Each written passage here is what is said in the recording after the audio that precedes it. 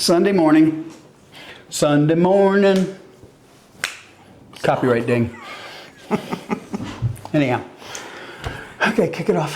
It's only 6 days before we go on our first very long trip in our RV. Dum dum dum. You nervous? A little bit, but it's just, there's a lot of planning that goes into these long trips, I'm finding out. Hey, that'd be a good video. Roll the intro. Sure.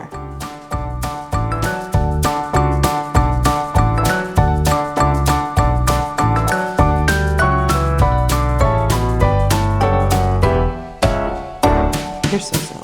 We thought we'd do a quick video and just kind of talk about our planning process for this trip. Dee said it's a long trip. It's about 17 to 18 days round trip. We're doing 5 days out to see family in New Mexico. And then we're gonna celebrate some birthdays, some Christmas. Oh, that's an RV. Come home the Wednesday before Thanksgiving. Yeah. So we'll be trekking cross country again. And that led to a problem too, and we can talk about that. Stay tuned as the video goes here. Come on, Billy. There's Wonder Dog, and he's going. Yes, he's going, he and is. he has no idea what kind of joy he's into. Actually, we can't pull the motorhome into the yard No. without him. Getting so excited. Oh my gosh. Yeah. He loves it. Yeah. The last time we pulled it in, he went with us, but the time before that, he didn't go with us, and he was pretty bummed. He jumped in the camper and sat there in his seat between the two of us and turned around and looked at us like, I'm ready. He wouldn't get out. So he does like the motorhome much better than the trailer, I know Yeah. for sure, but don't we all? So let me start by asking some quick questions about the planning of our packing Packing. You know, I can see that. But where are you going? and this trip and our stays, and we'll put some references up on the screen Okay. and cut together a Sunday video. All right. All right, so let's talk about the planning. We're traveling and doing some harvest hosts, but we're also doing a campground along the way also. And then when we get down to New Mexico, we're in a full service, we have a full hookup. Yes. So we changed out the refrigerator this year to the 12 volt. We like it a lot better than the propane one. It works really well.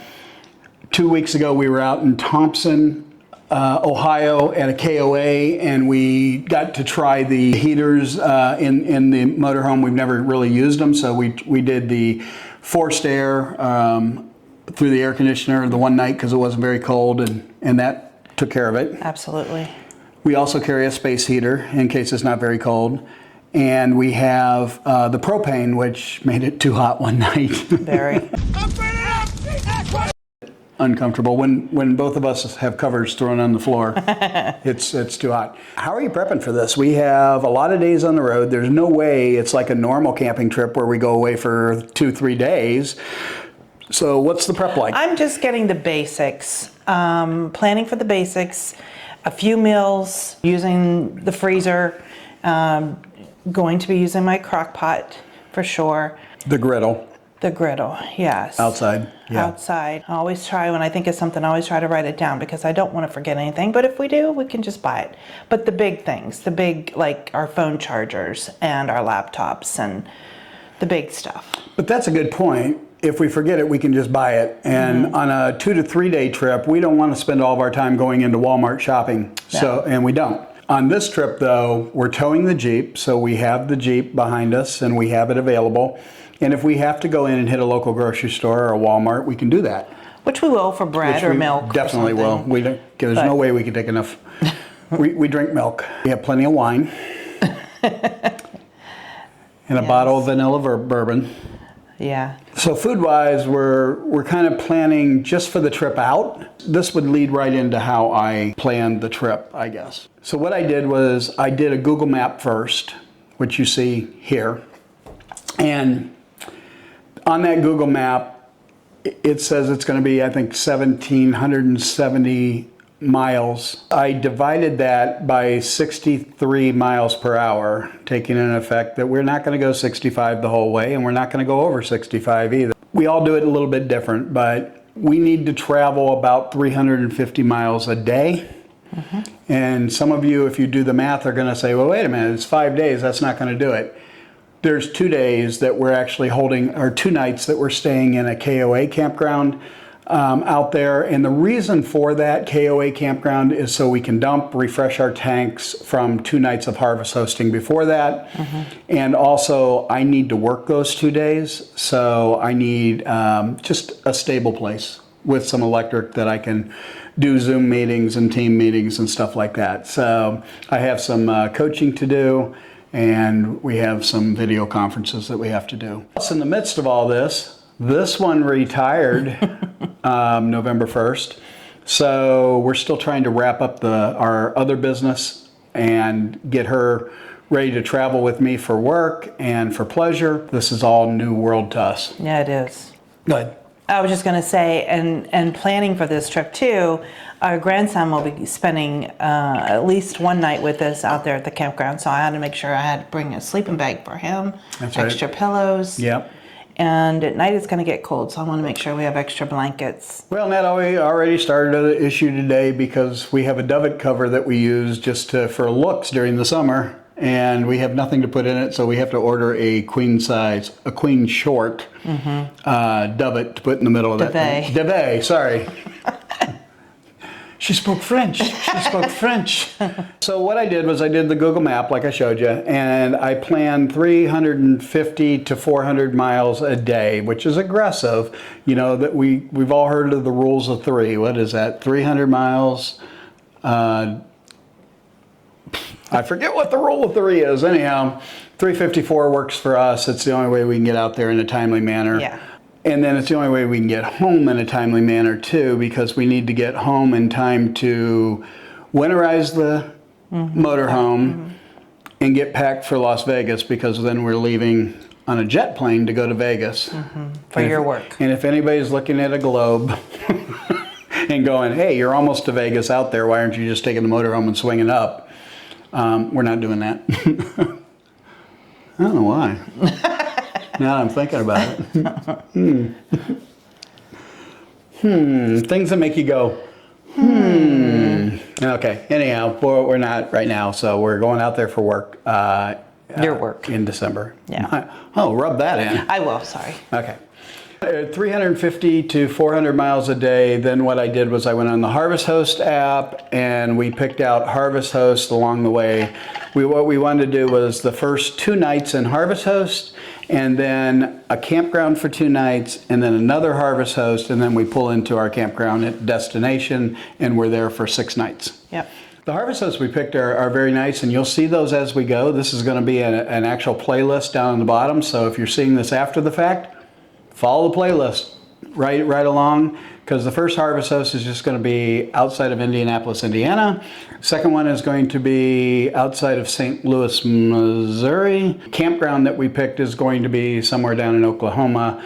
And then we do a Harvest Host right into New Mexico and then on to our final destination, which we won't put on this one, but we will put on future videos. So feel free to follow us on that. If you haven't, subscribe, right? Subscribe. Hit the like button. It's a great way. Hit the notifications because you'll know when we drop. And I should have some time on my hands, so hopefully I can catch up on my editing and we can drop on time. Yeah. Maybe. We'll see what happens. But we'll definitely list the places that we're going to stay and tell you what we thought of them and what there is to do around that location. Obviously, it's not the first time out with an RV. We had the travel trailer. It's not the first time out with the Class C. We used it a lot this year. Pigeon Forge was a great trip. This is our longest trip. This is our longest trip with any RV, and so it's exciting and a little bit nerve-wracking because if you watch YouTube long enough, you'll see all the nightmares. So here's the challenge for this trip. The challenge in planning it for me was, do we follow the northern route, which is I-70 out? Right. Or do we follow the 2 southern routes? One of them is turning right at Nashville and taking I-40 out, and the other one is even dropping lower and taking I-20 out. I-20 was out because it just added too much time and miles to the trip. I-40 was out because it wasn't really out. It was in consideration a lot of times, but I will tell you that the Harvest Hosts get very limited after you turn right at Nashville and start heading west Yeah. on 40. I mean, the harvest hosts were very far and few between, and the campgrounds were a little barren. What I had to fight up on the I-70 route is campgrounds closing. We're filming this as of November 2024. And so a lot of the campgrounds up in the Midwest, especially in Illinois, Indiana, Ohio, those areas, start to close October 31st. In fact, we camped on the last weekend that the KOA out in Thompson, Ohio was open.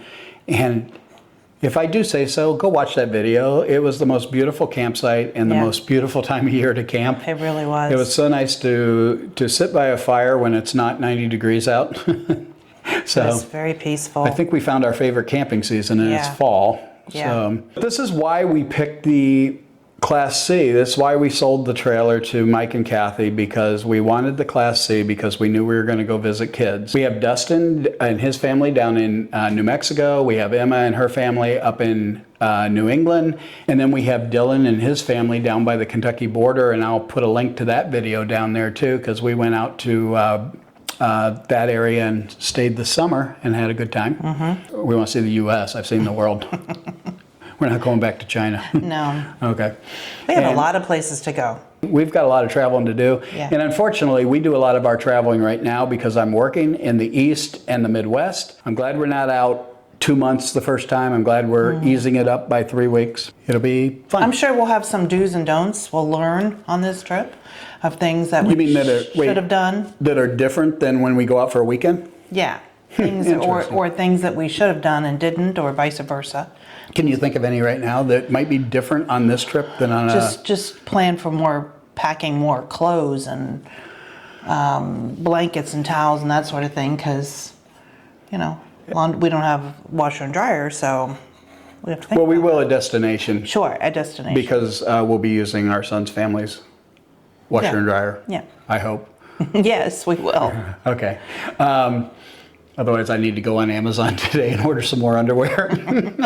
One thing I will tell you, and I'll put this up there now, is the weather. So I had to go into each stop and check out the weather. Now, we have tank heaters on the motorhome, and we also have plenty of heat. So I'm not really worried about the motorhome itself freezing up. I'm more worried about hoses on the external when we're at campgrounds and stuff like that. Somebody in my Facebook group that's dedicated to the Greyhawk and Redhawks recommended that this time of year we take a heated hose with us. We are not doing that. What I am going to do is if the weather dips down below freezing, I will disconnect the hose, blow the water out of it for the night, and then connect it the next morning. It's been odd right now because every other year that we've been RVing, we've always winterized the RV by now. Yep. We have not done that, and she'll tell you that I'm on the weather all the time looking. We have one day that's going to go down to 28 this week before we leave. It's Tuesday. And so we will probably get the RV here to the house. We'll get it all plugged in, and I'll probably turn the tank heaters on and we'll probably turn the heat on in the RV just to let it run overnight that night. And then we'll start loading it up to go. Okay, mechanical condition of the RV. We checked that out too. So when we bought the RV, we knew that because of date code, not because of tread, but because of date code, we needed new tires, and we did that in the spring. We know our tires are good to go. We know our air pressure is good to go because we just had it serviced and the oil changed. They checked everything out. They checked the belts out. They checked everything out. We have a relatively flat trip, so I'm counting on a little better gas mileage than, say, going through West Virginia. The Jeep is in good condition to tow. We've inspected the tow bar. We had it serviced. So. We've had everything done. Oh yeah, the Jeep got serviced too. So I think we've taken all the precautions we have to take. Now we just have to drive slow, enjoy the scenery, enjoy the drive, and know that the journey starts the minute we pull out of the driveway.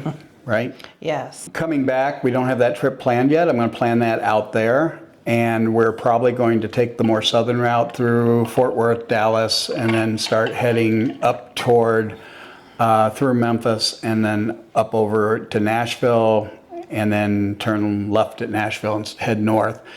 Our last campground south will winterize. Be sure to like, subscribe, hit the notification bell, and you'll be notified every time we drop one of our videos, especially on this trip. And we'll see you on the road. Well, Bailey, I don't want to leave you out of here. Where are you looking forward to having treats? Nothing to say? Do you want to go camping? Want to go camping? Bye-byes? Bye-byes? You want to go bye-byes? Yeah. Yeah. Want to go on a long trip where you can't run loose and you got to be on a leash for a long time? He's now got the nickname Winery Dog, and because he likes people watching as much as we do. So he just sits there under the table, drinks his water, and stares at people and does not bark. We always call ahead to the wineries to see if they're dog friendly. He doesn't know he's a D-O-G. He thinks he's a C-H-I-L-D. All right. Cut. That's a take. That's a wrap. That's a wrap, Bailey.